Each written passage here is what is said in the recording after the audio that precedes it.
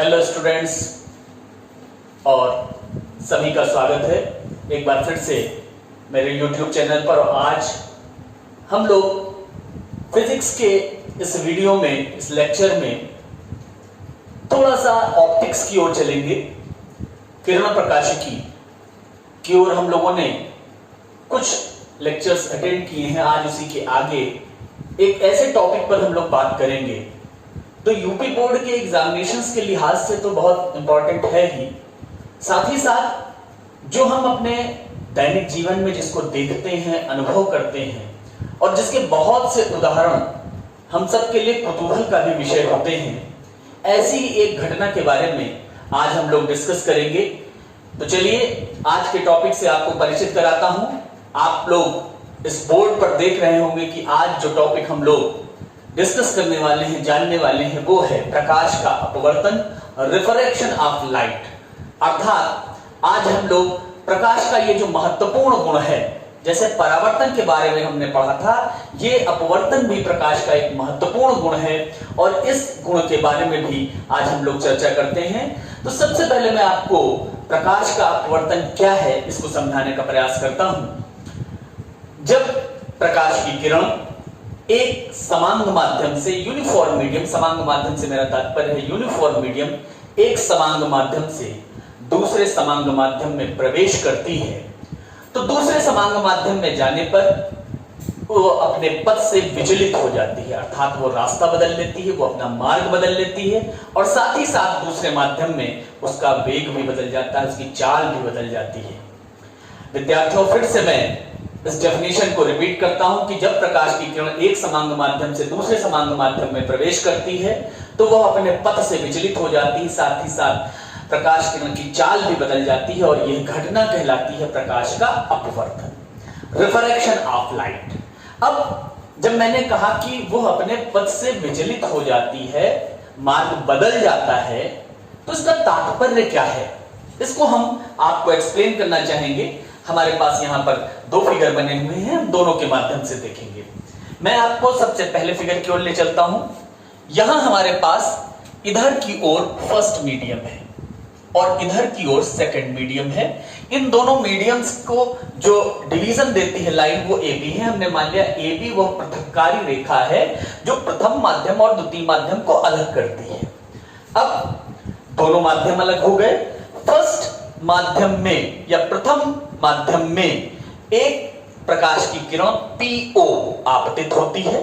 देखिए यहां पर O आपतन बिंदु है जहां पर वो किरण हमारी PO आपतित होती है और जैसे ही ये, इसके बाद मैंने बताया था AB वो डिवीजन लाइन है जो फर्स्ट मीडियम को सेकंड मीडियम से डिवाइड करती है। तो जैसे ही हमारी ये प्रकाश की किरण द्वितीय माध्यम में आती है, आप देखेंगे उसने रास्ता बदल लिया है। क्यों? क्योंकि अगर आप देखते तो PO इस रास्ते पर आगे जानी चाहिए थी, लेकिन उसने रास्ता अपना बदला और वो चली गई OQ की ओर। यहां से हमको यह स्पष्ट दिखाई देता है कि जब एक माध्यम से दूसरे माध्यम में प्रकाश की किरण गई तो उसने अपने रास्ते को बदल लिया। यही घटना अपवर्तन है। एक और मैं उदाहरण लेता हूं, फिर इसको और एक्सप्लेन करूंगा। यहां हमारे पास इधर प्रथम माध्यम और इधर द्वितीय माध्यम है। यहां पर भी AB रेखा दोनों माध्यमों की पृथक्कारी रेखा है। यहां पर भी आप देखेंगे कि PO प्रथम माध्यम में आपतित किरण है प्रकाश की और OQ अपवर्तित किरण है, अर्थात जब द्वितीय माध्यम में किरण जाती है तो वो OQ मार्ग पर चली जाती है। यहां पर भी अगर आप देखें, अगर ये अपने मार्ग को छोड़ती नहीं तो शायद वो कुछ इस तरीके से आगे आनी चाहिए थी, लेकिन आप देखेंगे उसने ऐसा नहीं किया, वो उधर की तरफ चली गई। दोनों ही स्थितियों में आपने देखा कि प्रथम माध्यम में जिस मार्ग पर प्रकाश की किरण आ रही थी, द्वितीय माध्यम में पहुंचने पर उसने अपना रास्ता बदल लिया, पथ से विचलित हो गई, मार्ग से विचलित हो गई। यही घटना कहलाती है प्रकाश का अपवर्तन। अब हमको यहां पर ये दो अलग अलग तरीके की घटनाएं देखने में आई हैं। एक में यह हुआ कि जिस मार्ग पर जा रही थी उससे थोड़ा सा अंदर की ओर मुड़ी और यहां पर क्या हुआ, जिस मार्ग पर आ रही थी उससे बाहर की ओर मुड़ी। तो इसको विधिवत एक्सप्लेन करने के लिए कुछ हम नामों को जानते हैं। सबसे पहले ये O हमारा कहलाएगा आपतन बिंदु। जिस बिंदु पर किरण आपतित हो रही है, इंसिडेंट हो रही है, ये आपतन बिंदु है, पॉइंट ऑफ इंसिडेंस, और इसको हम कहते हैं इंसिडेंट रे, आपतित किरण। और उसके बाद जब हम आपतन बिंदु हमको मिल जाता है तो उस बिंदु पर जो परपेंडिकुलर ड्रॉ किया जाता है इसे हम कहते हैं अभिलंब। ये अभिलंब हमारा आपको दिखाई दे रहा है, दोनों केसेस में आप देख सकते हैं वो आपतन बिंदु है और हमारे पास ये अभिलंब आपको दिखाई दे रहा है, जिसको हम चाहे तो नाम दे सकते हैं MM डैश, यहां पर हम इसको मान लेते हैं, ये हमारा अभिलंब है। अब आप देखेंगे कि जब दूसरे माध्यम में किरण जाती है तो उसे हम अपवर्तित किरण कहते हैं। हमारे पास OQ अपवर्तित किरण है द्वितीय माध्यम में। इस प्रकार से हमारे पास दो प्रकार की घटनाएं देखने में आई। अब हुआ क्या, अब आप देखेंगे कि यहां पर जब प्रकाश की किरण जिस रास्ते पर थी उससे अभिलंब की ओर आ गई द्वितीय माध्यम में पहुंचने पर, और यहां पर प्रथम माध्यम की अपेक्षा द्वितीय माध्यम में जाने पर अभिलंब से दूर हट गई। इसका मतलब दो अलग अलग स्थितियां दो अलग अलग माध्यमों के लिए हो सकती है जब दूसरा माध्यम पहले के सापेक्ष दूसरे तरीके का हो। इस आधार पर अपवर्तन के नियम भी प्रतिपादित किए गए। हम यहां पर आपको ये बता दें कि जब प्रकाश की किरण विरल माध्यम से सघन माध्यम में जाती है, विरल, ये हमारे पास विरल माध्यम है और ये दूसरा माध्यम हमारे पास सघन माध्यम है, तो जब प्रकाश की किरण विरल माध्यम में सघन माध्यम में जाती है तो वो अभिलंब की ओर आ जाती है, और जब वो सघन माध्यम से विरल माध्यम में जाती है तो वो अभिलंब से दूर हट जाती है। और इस बात को आप ये भी समझ सकते हैं, जो विरल और सघन मैंने नाम लिए हैं, विरल का मतलब होता है दूर दूर, सघन का मतलब होता है घना, डेंस, अर्थात जब प्रकाश की किरण सघन से विरल यानी कि घने से दूर दूर वाले माध्यम में जाएगी तो वो अभिलंब से दूर हट के जाएगी, और जब वो विरल से सघन में आएगी, घने माध्यम में आएगी तो अभिलंब की ओर सिमट आएगी। इस आधार पर अपवर्तन के दो नियम दिए गए। जैसे हम लोगों ने परावर्तन के दो नियम पढ़े थे स्टूडेंट्स, वैसे ही यहाँ पर अपवर्तन के भी दो नियम हैं। तो पहला नियम क्या कहता है, पहला नियम हमको बताता है कि आपतित किरण, अपवर्तित किरण और आपतन बिंदु पर अभिलंब। देखिए तीन मैंने नाम लिए, आपतित किरण, आपतित किरण, अपवर्तित किरण, अपवर्तित किरण, और तीसरा नाम मैंने लिया अभिलंब। ये तीनों एक ही तल या एक ही समतल में होते हैं, ये पहला नियम है।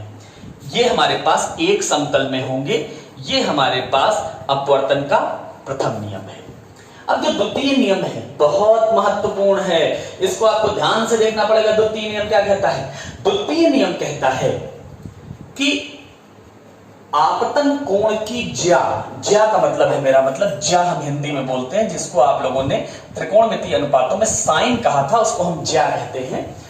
आपतन कोण की ज्या और अपवर्तन कोण की ज्या का अनुपात सदैव नियत होता है, जिसे प्रथम माध्यम के सापेक्ष द्वितीय माध्यम का अपवर्तनांक कहते हैं। अब यहां इसको अगर हम लिखें तो आई है एंगल ऑफ इंसिडेंस, या इसको हम कहेंगे आपतन कोण। ये क्या है हमारे पास, आपतन कोण, और यहां पर आर जो है ये हमारे पास है अपवर्तन कोण, अपवर्तन कोण।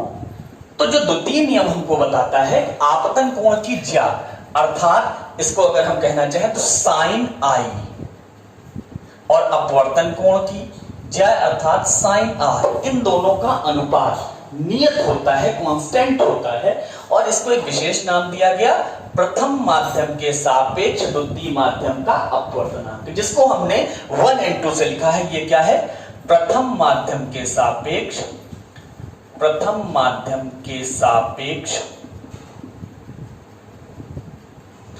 द्वितीय माध्यम का अपवर्तनांक, द्वितीय माध्यम का अपवर्तनांक। तो ये हमारे पास द्वितीय नियम है, और इस नियम को हम स्नेल का नियम भी कहते हैं, बहुत महत्वपूर्ण नियम है। अब आप यहां पर देखेंगे एक शब्द यहां पर प्रयोग किया गया है, अपवर्तनांक। अपवर्तनांक क्या होता है, सबसे पहले तो हम ये जान लें कि अपवर्तनांक मात्रक विहीन राशि है, क्योंकि ये साइन आई और साइन आर का अनुपात है।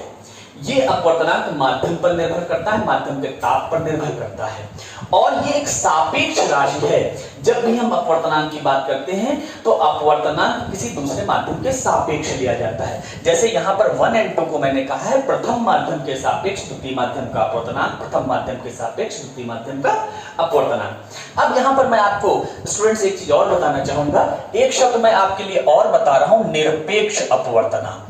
निरपेक्ष अपवर्तनांक किसे कहते हैं?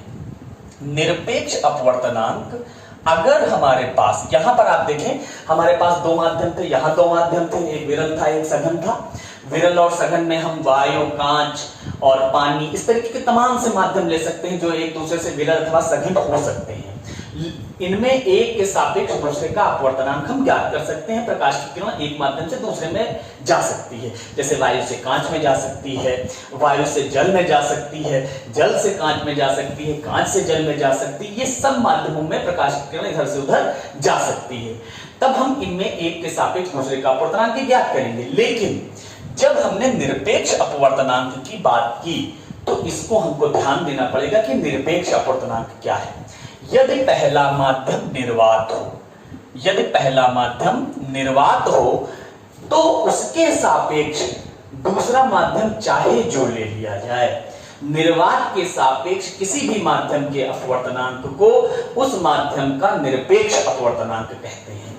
तो अब आपको यह भी मैं बता दूं कि जो अपवर्तनांक होता है उसे हम कैसे प्रदर्शित करते हैं।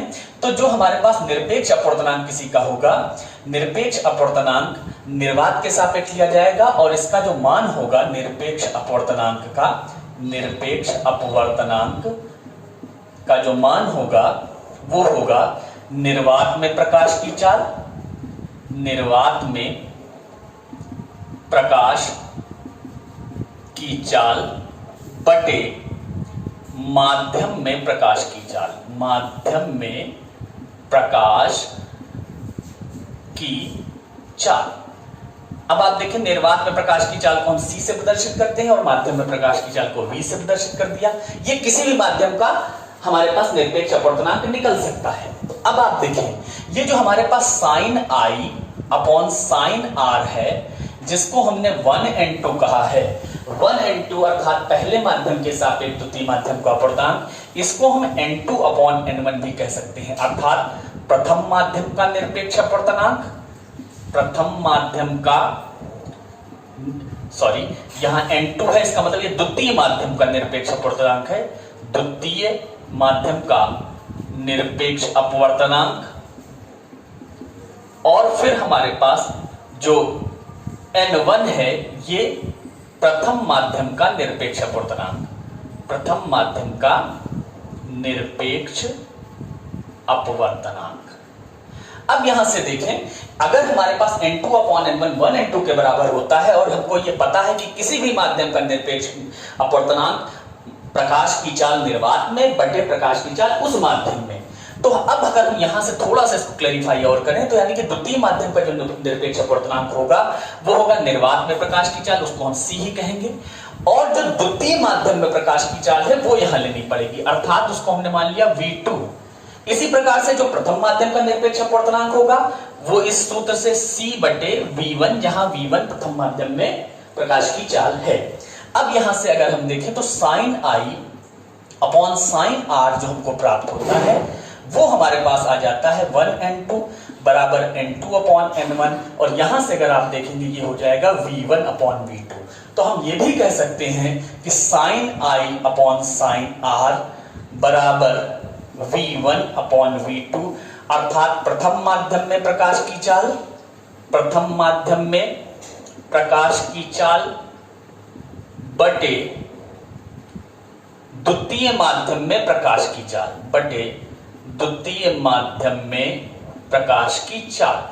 अब आप देखें यहां से हमने जो बात अपवर्तन की परिभाषा में कही थी वो भी स्पष्ट होती है कि अगर प्रकाश की किरण एक माध्यम से दूसरे माध्यम में जाती है तो न केवल वो अपना मार्ग बदलती है बल्कि उसकी चाल भी बदल जाती है। एक चीज और विद्यार्थियों, जब प्रकाश की किरण एक माध्यम से दूसरे माध्यम में जाती है तो उसकी आवृत्ति नहीं बदलती है, उसकी आवृत्ति नहीं बदलती है लेकिन चाल बदल जाती है। इसका अर्थ क्या हुआ?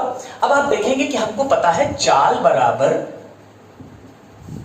आवृत्ति गुणित तरंग दैर्घ्य। तरंग दैर्घ्य को हम लैम्डा से प्रदर्शित करते हैं, आवृत्ति को n से प्रदर्शित करते हैं। अब चाल बदल रही है, आवृत्ति नहीं बदल रही है। ये बदल रही है, ये नहीं बदल रही है, तो निश्चित है कि तरंग दैर्घ्य परिवर्तित हो रही होगी। इसका मतलब अपवर्तन की घटना में तरंग दैर्घ्य परिवर्तित हो जाती है। इसी कारण से अगर यहां पर आप देखेंगे v1 को हम लिख सकते हैं n लैम्डा 1 और इसको हम लिख सकते हैं n लैम्डा 2, क्योंकि प्रकाश की आवृत्ति नहीं बदलती है। तो इससे हमको एक और संबंध मिलता है लैम्डा 1 अपॉन लैम्डा 2। इस प्रकार से हमने ये देखा कि प्रथम माध्यम के सापेक्ष द्वितीय माध्यम का अपवर्तनांक प्रथम माध्यम में प्रकाश की चाल और द्वितीय माध्यम में प्रकाश की चाल के अनुपात के बराबर होता है, अथवा प्रथम माध्यम में तरंग दैर्घ्य और द्वितीय माध्यम में तरंग दैर्घ्य के अनुपात के बराबर होता है, या द्वितीय माध्यम में निरपेक्ष अपवर्तनांक और प्रथम माध्यम के निरपेक्ष अपवर्तनांक के अनुपात के बराबर होता है। इन चीजों को हमने अभी तक समझ लिया है। अब आपको एक चीज और बता दूं कि जब हम कहते हैं कि प्रथम माध्यम के सापेक्ष द्वितीय माध्यम का अपवर्तनांक, तो उसको हम 1n2 से प्रदर्शित करते हैं। इस तरीके से लिखने में हमको कभी भी कोई कंफ्यूजन नहीं होता है कि हमने क्या यहां पर लिखा है, किसके सापेक्ष किसका अपवर्तनांक ज्ञात करने जा रहे हैं। लेकिन अगर हमसे कोई ये कह दे कि हमको द्वितीय माध्यम के सापेक्ष प्रथम माध्यम का अपवर्तनांक बताइए, तो बिल्कुल परेशान होने की जरूरत नहीं है, क्योंकि हमारे पास 1/1n2 2n1 के बराबर होता है। अर्थात हमको अगर द्वितीय माध्यम के सापेक्ष प्रथम माध्यम का अपवर्तनांक चाहिए तो हम इस तरीके से ज्ञात कर सकते हैं। जब हमको प्रथम माध्यम के सापेक्ष द्वितीय माध्यम का अपवर्तनांक पता है, तो द्वितीय माध्यम के सापेक्ष प्रथम माध्यम का अपवर्तनांक हम इस तरीके से बहुत आसानी से ज्ञात कर सकते हैं। तो आपने अभी तक देखा कि अपवर्तन की घटना क्या होती है, अपवर्तन की क्या नियम है, और उसको हमने गणितीय रूप में यहां पर पूरी विवेचना की है कि हम किस तरीके से अपवर्तन को चाल से, तरंग दैर्घ्य से जोड़ सकते हैं और उनमें आपस में क्या संबंध हमको प्राप्त होता है। अभी हम इसके बारे में और बहुत अच्छी चीजें और बहुत जानकारी की चीजें आपसे बताएंगे। तो हम अभी इस वीडियो में आगे कंटिन्यू करते हैं और आपको देखते हैं कि अपवर्तन के बारे में हम और क्या क्या जान सकते हैं। तो अभी जैसा जब शुरुआत मैंने की तो आपको मैंने बताया था कि जब प्रकाश की किरण विरल माध्यम से सघन माध्यम में जाती है तो अभिलंब की ओर झुकती है, सघन से विरल में जाती है तो अभिलंब से दूर हटती है। इसको हम स्नेल नियम से भी देखें आप, स्नेल का नियम हमको बताता है 1n2 equal to sine I upon sine R. इसी को हम कहते हैं n2 अपॉन n1। जब हमारे पास प्रकाश की किरण सघन विरल से सघन में जाएगी, विरल से सघन, ध्यान देंगे यहां पर जो पहली स्थिति यहां पर आपको ये दिखाई गई है, ये की बात मैं कर रहा हूं। विरल से सघन में जाएगी तो n2 is greater then n1 होगा, n2 is greater then n1। तो आप यहां पर देखिए अगर n2 is greater then n1 है तो निश्चित रूप से यहां से अर्थ निकलता है कि sine I is greater than sine R होगा। और sine I is greater than sine R तभी हो सकता है जब I is greater than R होगा। I क्या है? I हमारे पास आपतन कोण है, R क्या है? हमारे पास अपवर्तन कोण है। इससे ये सिद्ध हो गया कि जब प्रकाश की किरण विरल माध्यम से सघन माध्यम में जाएगी तो आपतन कोण बड़ा होगा और अपवर्तन कोण छोटा होगा। इसी प्रकार से हम दूसरी स्थिति लेते हैं, ये दूसरी स्थिति है। दूसरी स्थिति कब होती है? जब प्रकाश की किरण सघन से विरल में जाती है। तो आप देखें फिर इसी सूत्र को हम यहां से आगे बढ़ते हैं। हमारे पास फिर sine I upon sine R 1n2 again n2 by n1, ये हमको पता है। अब आप देखें कि हम यहां से इसको यहां पर दोबारा लिख देते हैं। अगर हमारे पास प्रकाश की किरण सघन से विरल में जा रही है तो n2 upon n1 less than 1 होगा। हमारे पास n2 upon n1 less than 1 होगा, और n2 upon n1 less than 1 होने का कारण क्या है हमारे पास? क्योंकि n1 बड़ा होगा n2 से। तो अगर हमारे पास n2 छोटा है n1 से तो n2 छोटा होने के कारण sine I is less than sine R हो जाएगा। इसका मतलब I is less than R। और आई क्या है, आपतन कोण, आर क्या है, अपवर्तन कोण। इससे ये सिद्ध हो गया कि सघन माध्यम से विरल माध्यम में जब किरण जाती है तो विरल माध्यम में अपवर्तन कोण जो बन रहा होता है उसका मान अधिक होता है और सघन माध्यम में बनने वाले आपतन कोण का मान कम होता है। इस प्रकार से हम लोगों ने स्पष्ट रूप से यहां भी यह देख लिया कि जब प्रकाश की किरण सघन से विरल में जाएगी तो अभिलंब से दूर हटेगी और जब विरल से सघन में आएगी तो अभिलंब के पास आएगी। इस प्रकार आज के इस वीडियो में हम लोगों ने अपवर्तन से संबंधित न केवल स्नेल का नियम देखा बल्कि अपवर्तन क्या है, किस प्रकार से होता है, इसको भी हमने विधिवत तरीके से समझ लिया। तो आज के लिए इस वीडियो में इतना ही। थैंक्स, फिर मिलते हैं अगले वीडियो में। बहुत बहुत धन्यवाद।